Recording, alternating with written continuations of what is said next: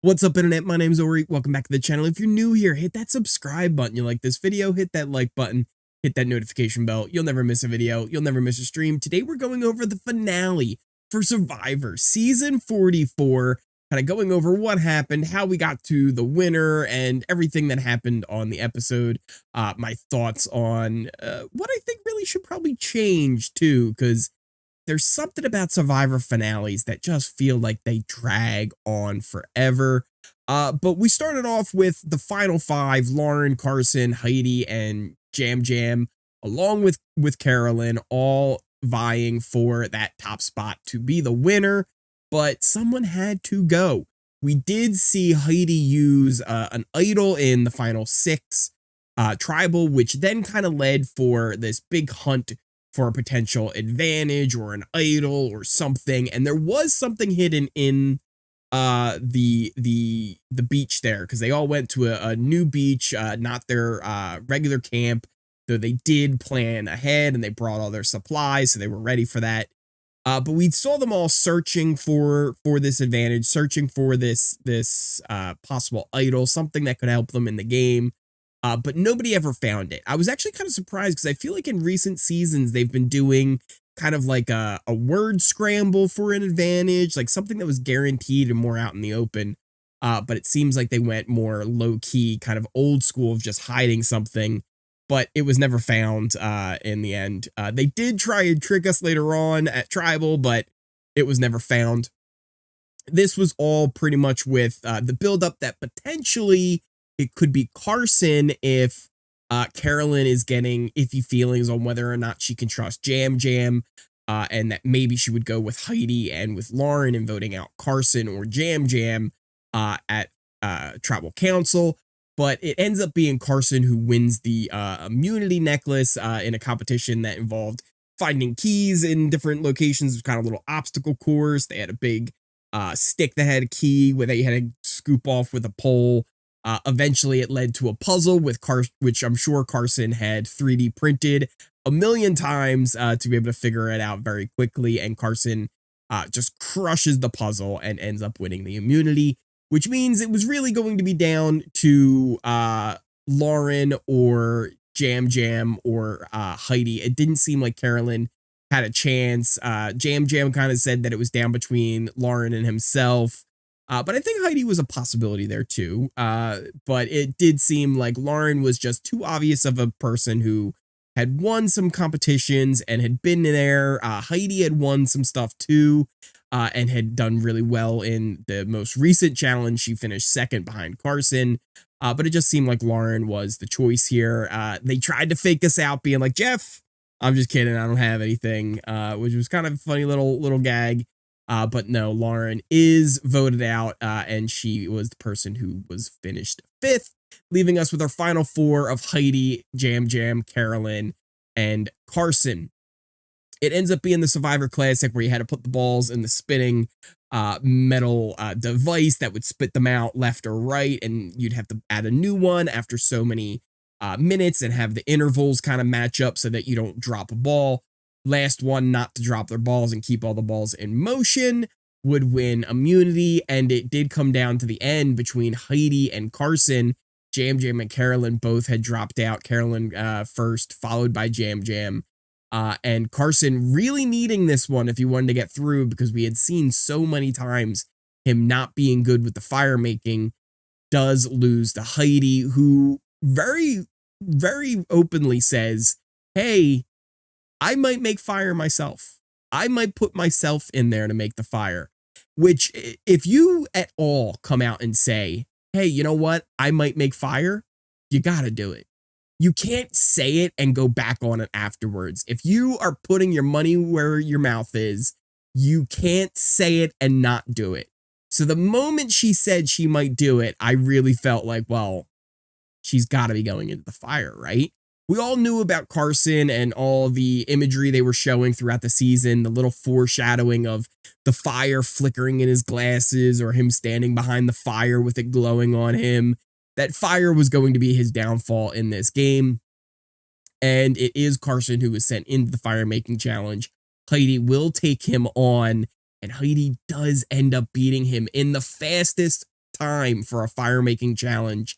3 minutes and I think about 5 seconds, 3:05, I think, is the record now, for the fastest fire making challenge. Gabler, who had just set the record not too long ago, Heidi already breaks it. And to be fair to Carson, he had a flame going there himself. It wasn't obviously as built up as Heidi's, but he was getting close there, so he didn't do too bad as far as timing goes.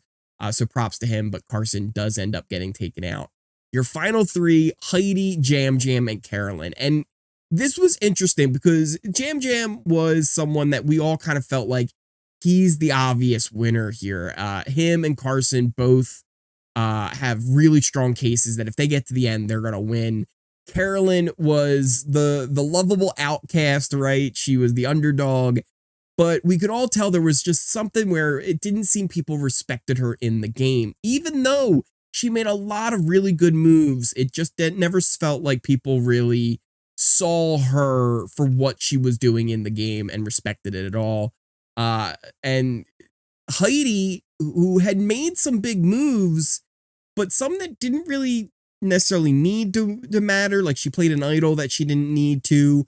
She played the advantage where she got to control Lauren's vote, which was the vote that sent Matt home when it didn't matter anyway. So nothing she really did had that much of an effect on the game, even though she did, kind of gut up and go in the fire making challenge, risking her game against Carson when she didn't have to. That, like she said, was probably the only way she could have seen herself winning. And it does get her one vote because it ends up being Yam Yam, who wins this season of Survivor, getting 7 of the jury votes, and just, really crushing it there. Carolyn getting no votes, which, funny enough, one of my viewers sent in the stat that since I believe it was 41, the third person in the final 3 has been getting no votes, and Carolyn continues that trend. So it kind of makes me think, why even do the final 3s if that third person isn't even getting a vote in most cases? Especially in the modern seasons, why have it be a final 3? I'm a much bigger fan of having it as a final 2 myself. I could see a much more of an argument for the final 3 being determined, the final 2 people, right, being determined by an immunity challenge and then fire making, right? You get 2 shots to get your way into the end. I could see that being kind of cool because it puts people on an even playing field. If you win immunity, if you win the fire making, you earned your shot to be there in the final 2. Gives people more of a reason to be able to be like, I wasn't dragged here, I got here on my own. But then that also gives a little bit of a disadvantage to people who are more of a social player using that to get to the end as well. So I don't know what the exact right call is, but I'd rather it see more of a final 2 than final 3 scenarios. They just drag these episodes on so long, though. Lots of filler about trying to make us think that, it's going to be Carson instead of Lauren in the first vote. It was never going to be Carson over Lauren in the first vote, even before he won immunity. But they try and make us, double think and double guess what we think we know what's going on. And it just ended up being exactly what we thought was going to happen. But it drags it out for much longer than it really needs to go on for. So I'd like to see the episodes be more concise and more to the point, less dragging on with each and every vote. And it feels like you're just about to get to something good and then it's a commercial, and then you're just about to get to something good and then it's another commercial. So I wish they would fix the pacing on the finale as well. Also, the final tribal council. I don't know how I feel about the new way they do the jury questions. It feels like we only hear from the same people over and over, the ones who are more vocal, which I guess makes for a better episode, right? You want the people who are better talkers to be the ones talking. But Brandon was pretty much silent during this whole thing. Kane had one question in the very beginning and then was silent after that. Lauren, I think, said a word during tribal.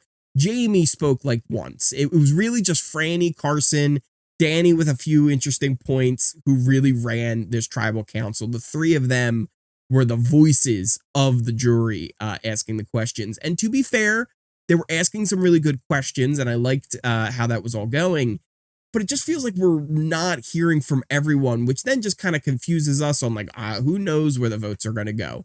You can't even play that fun game where, oh, I think that Matt's going to do this or Franny's going to do this. You could think maybe you would have an idea, but you really don't, because we don't hear enough of what their thoughts are on the finalist. And I think that would be something that would be better if with a final two as well, because you could take more time with that and asking questions of each of them individually instead of these broad stroke questions to all three of them. Which also does seem like you can lead, right? It definitely seemed like, yes, Carson and Franny, they gave their moments to Heidi to give reasons for them to vote for her. And they asked her questions that were kind of setting her up for success, but they were doing that even more so to Yam Yam and Carolyn, the people they seem to want to be more of the shot to win. Especially Franny was trying to kind of ride strong for Carolyn with a lot of her questionings, Carson for Yam Yam. But yeah, I don't know how I feel. What do you guys think of the finale overall? Do you think it drags on too long? Would you like to see them kind of condense it and shorten it up, make it a little bit more enjoyable of an experience in the journey that, we kind of go on? It ends up feeling like we were sprinting there to the finale only for it just to kind of slow down and be this kind of long drawn out process to find out who finally won. Also, what do you think of the winner? Did you want to see Carolyn win? I know I was kind of rooting for Carolyn. She was that underdog, kind of the one who was not really understood. And they didn't really seem to give her the credit that she really deserved for making a lot of good moves in the game. Do you think Heidi should have won? Or do you think Yam Yam is a deserving winner? Let me know in those comments down below. Also, if you missed out, we were watching this live over on Kick. It was a good time hanging out with all of you guys watching the finale. There will be more streams on Twitch, on Kick, so make sure you're following those in the description down below, pinned comment as well. If you are new here, hit that subscribe button. You like this video, hit that like button, hit that notification bell. You'll never miss a video. You'll never miss a stream. Be on the lookout for some Big Brother videos coming up. I think I want to do some videos kind of covering the history of BB, maybe do some tier lists, like ranking different house guests, different houses, things like that. If there's things that you would like to see me cover, let me know in the comments down below as well. Thank you guys again so much for watching. I appreciate each and every one of you, and I'll see you next time.